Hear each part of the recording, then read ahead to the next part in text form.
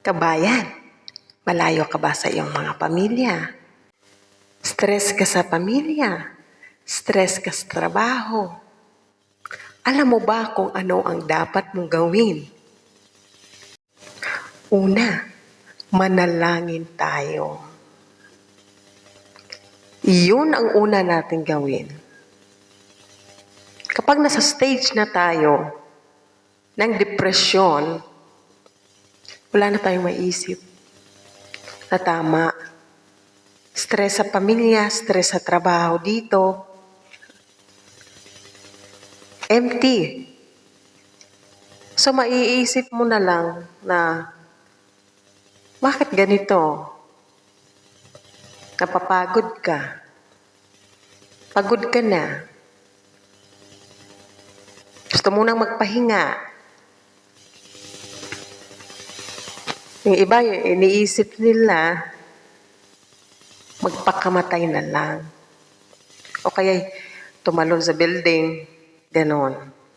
Dahil hindi na nakayanan. Minsan, may problema sa pamilya, may problema sa trabaho, may problema sa asawa o sa boyfriend nila, mga anak. Diba? Kapag tinamaan ka ng depression at hindi mo talaga nakayanan, maloloka ka. O di kaya mag-attempt ka ng suicide. So, ang una mong gagawin is manalangin. Yan yung una mong gawin, manalangin. Ang panalangin, ang mas pinaka-powerful sa lahat. Manalangin po tayo. Nabigyan tayo ng talino, lakas, sa lahat ng mga problema malampasan natin sa buhay. Dahil ang Diyos, ang Ama natin sa langit, hindi siya pabaya.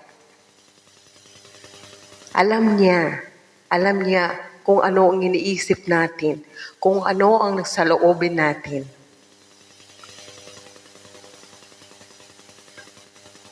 Pangalawa,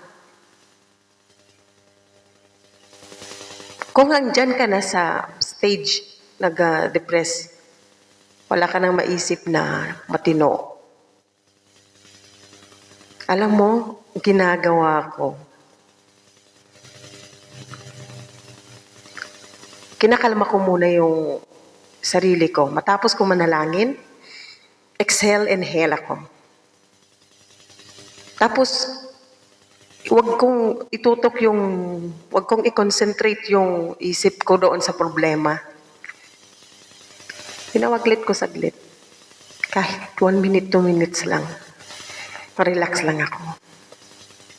Alam mo, kapag taimtim yung panalangin mo, mafe-feel mo talaga yung gaan ng loob mo. Diba? Ang gaan. I-offer mo yung kay God yung sarili mo. Gagaan at gagaan yung pakiramdam mo. Tapos, mag-isip ka ng positive.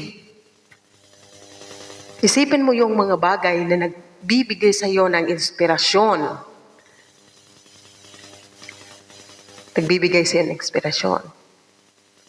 Tapos kung wala naman, mag-isip ka ng mga bagay na maaari magbigay sa iyo ng inspirasyon or like mag-build ka ng business or tutok mo yung sarili mo sa ano mo na lang, kung ano yung gusto mong gawin sa buhay. Na magbibigay sa iyo ng inspirasyon. Or magtutok ka sa trabaho, sabihin mo na lang na, ay, hayaan mo na lang yan. Masosolve din yan. Ganun. Huwag mo siyang i-concentrate. Kasi mas lalo kang magkakaproblema sa trabaho mo.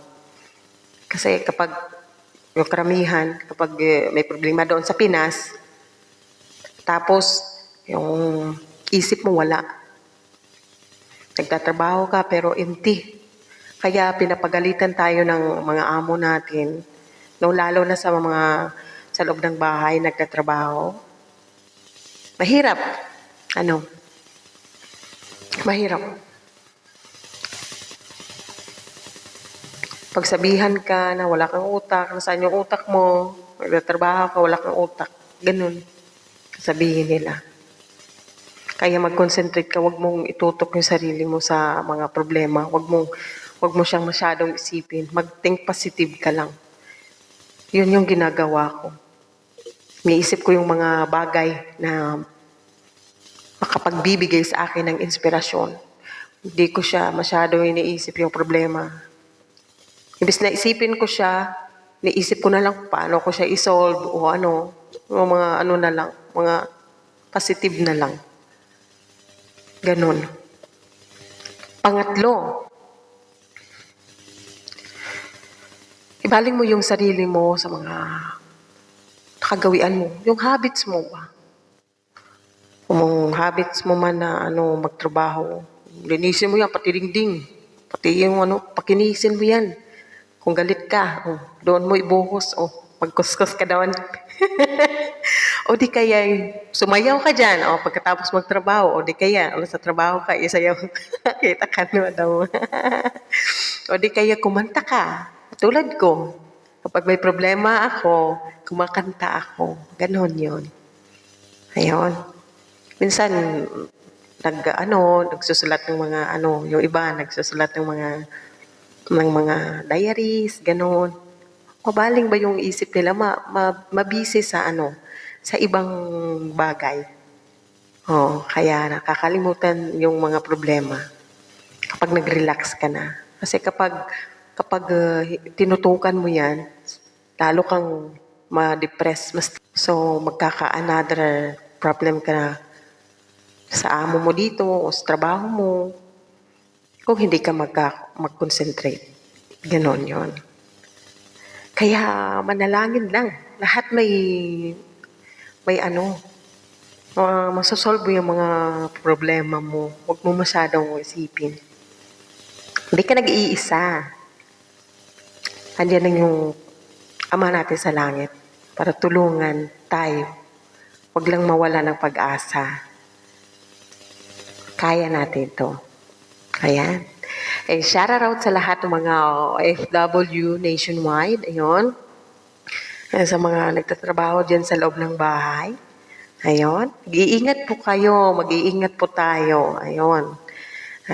Tatrabaho sa labas. Ganun. At sa lahat ng mga pamilya natin doon sa Pinas, i-pray lagi natin sila. Ayun. Thank you. Thank you for listening. God bless you all.